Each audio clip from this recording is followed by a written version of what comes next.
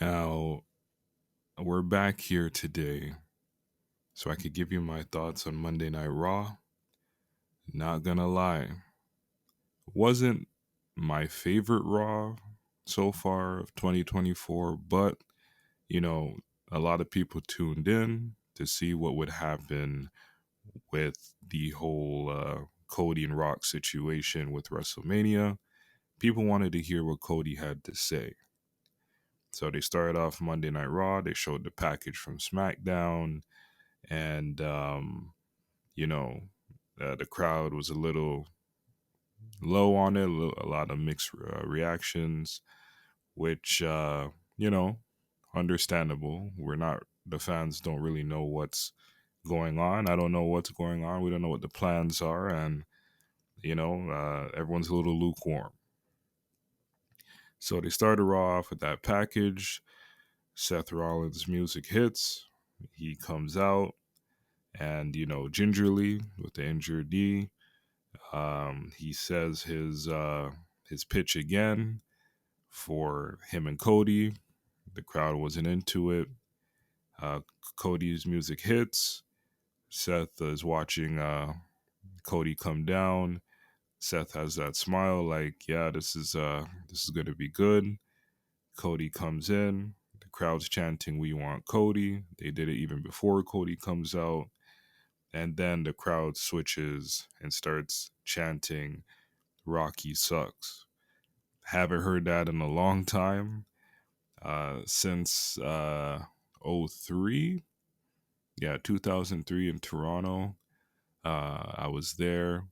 When that's when The Rock did the whole promo after he beat Hogan at No Way Out. Starts, disrespecting the Canadians, the Torontonians, and our Maple Leafs.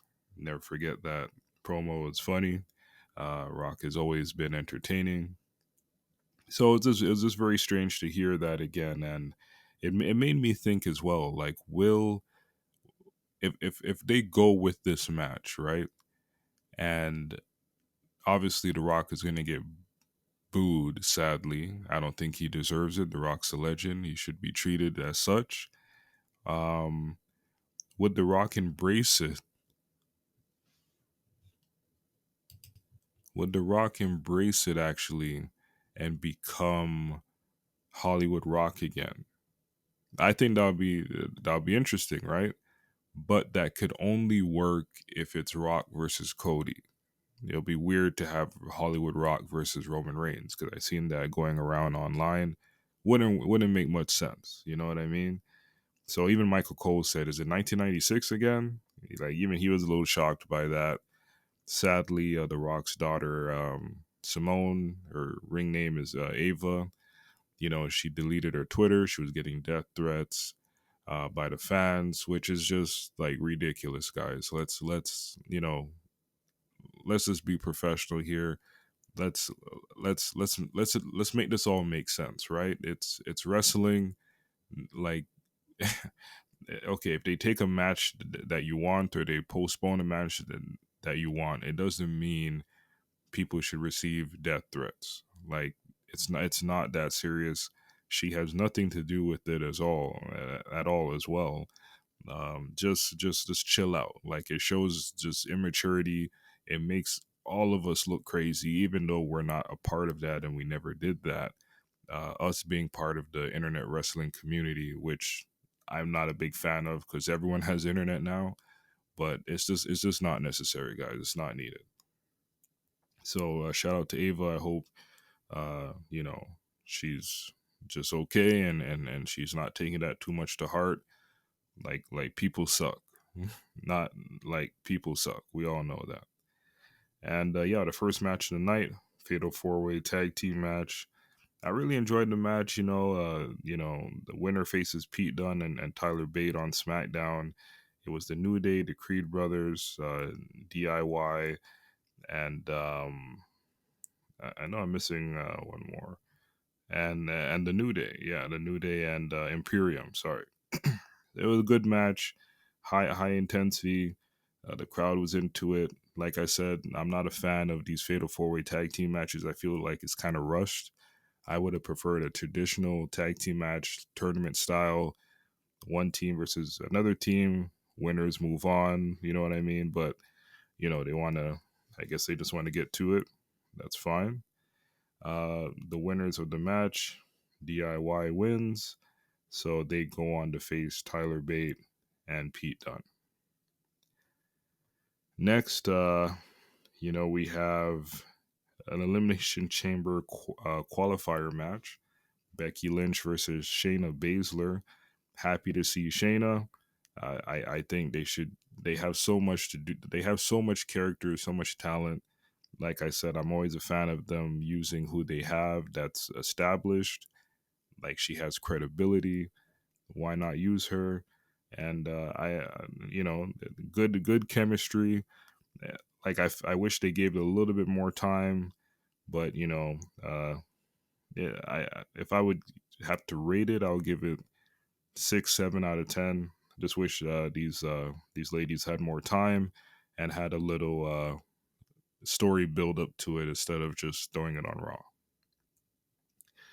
All right. So next, Rhea Ripley comes out, kind of hijacks the show, screaming she wants Nia Jax. She wants revenge because Nia Jax attacked her last week, and Adam Pearce comes out and says, "Hey, we'll do you one better. You'll get Nia Jax at the Elimination Chamber for the women's world title." The crowd kind of wanted it tonight, but they still cheered for it, so it was okay. So Adam Pearce says, "Please, can you just head back to the back? We can't hijack the show." Nia Jax comes out, which made me laugh because Rhea was like, "All right, yeah, let's go, let's get to it." Adam Pearce tried to stop it. Adam Pearce gets knocked off the ring apron. Uh, Rhea and Nia get into it. They're fighting it out. Security comes. Security gets in the way. Rhea gets knocked down. Nia Jax climbs the turnbuckle and just drops on Rhea, smacks her in the face, and says, "Your time is limited. See you at the Elimination Chamber." Good little segment. Push the story forward. Not too bad. Next, Akira Tozawa, Maxine Dupree versus Ivar and Valhalla. What more can I say? I liked everyone in this match, but it did feel kind of filler. Not enough time, not enough experience, especially for Maxine Dupree. But she's out there, she's getting her stripes, she's paying her dues, and she's learning as well. So just an okay match. Next, we have The Miz versus JD McDonough. It was a good little match there as well too. R-Truth made it funny as well during the Miz and JD's match. I think prior to that, Priest let R-Truth back into the Judgment Day clubhouse.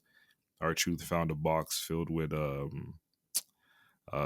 shirts that has R-Truth's name on it. He's like, "You know what, you guys got to get rid of these. We still got a lot left." And he's like, "You know what, I got an idea." So during the Miz and JD's match, R-Truth comes out, starts tossing free T-shirts out to the fans. The fans liked it. That's and anything free is thumbs up for me. So but during that match, a lot of shenanigans. R-Truth makes it closer to ringside, puts a T-shirt on Dom. Dom couldn't move his arms. Miz gives Dom the big boot, goes into the ring. Gets gets JD up for the skull crushing finale. R-Truth shows JD a bunch of money. JD likes it. Tried to put it in his trunks, which is interesting. And but Miz gets him again for the skull crushing finale. Drops him. Money's flying everywhere. Gets the 1, 2, 3. R-Truth grabs the money back, and the crowd is happy. And just a good little match. R-Truth, Miz, always entertaining. Dom, entertaining. Judgment Day, entertaining. So it was all good for me there.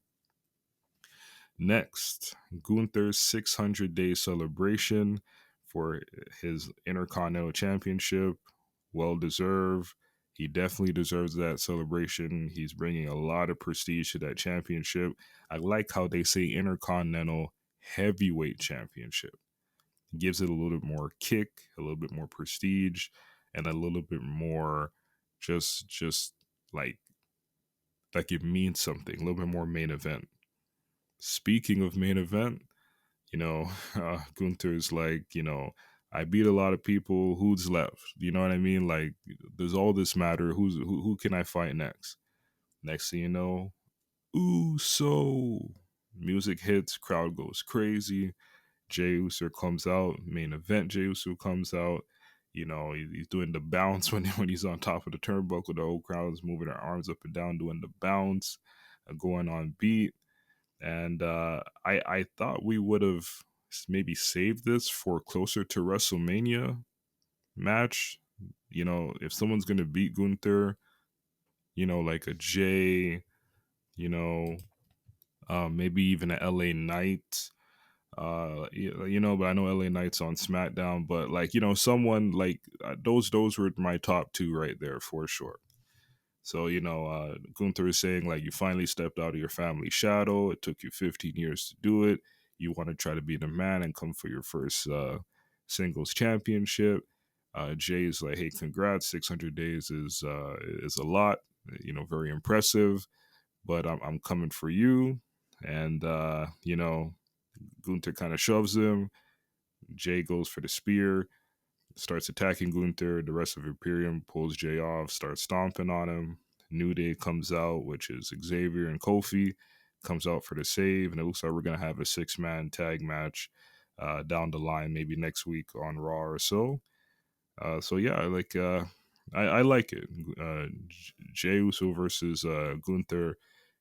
It's not predictable as a lot of people may think it may be, because Jay's hot right now. He's red hot right now, and Gunther needs to transition to the world championship. So he could drop it to Jay, or I like it because you can. It's not predictable. Most likely, if I would bet, I would put my money on Gunther, but I would not be surprised if Jay wins. Next up, we have the women's tag team title match. Kaden Carter, Katana Chance, and the Kabuki Warriors as well. They're trying to get a rematch for the women's tag team championship since they lost it last week on Raw. Good little match. Very similar to their tag matches on Raw last week.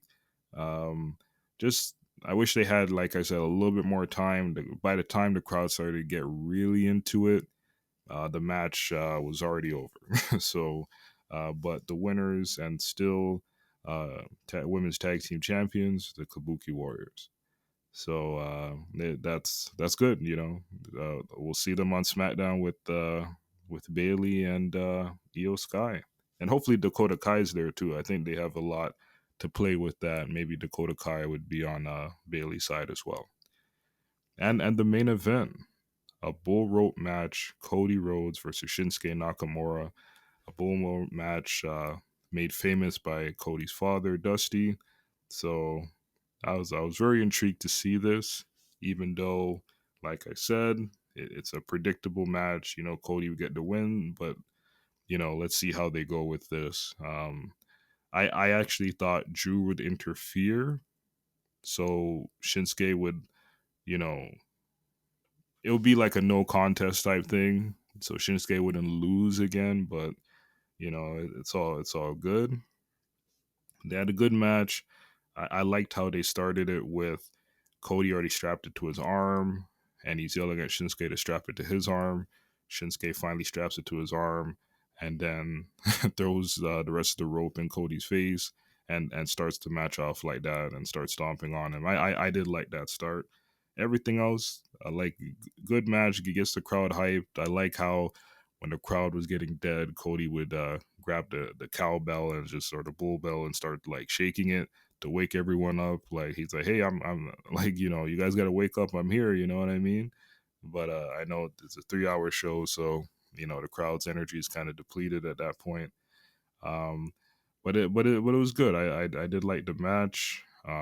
You know, uh, Shinsuke missed Cody in the face.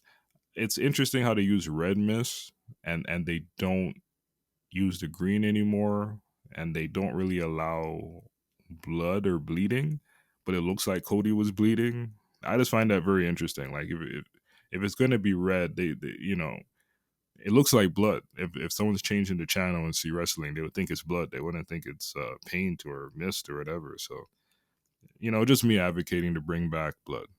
And yeah, so after that, Cody with the win with the crossroads. I believe it took two crossroads. Shinsuke kicked out of the first one, which I thought was interesting. I'm like, okay, they're probably gonna go with the no finish. Drew's gonna interfere, but no. Cody just hit another crossroads and got the win. Cody stood up to celebrate, and Drew comes out, attacks Cody. So I like it.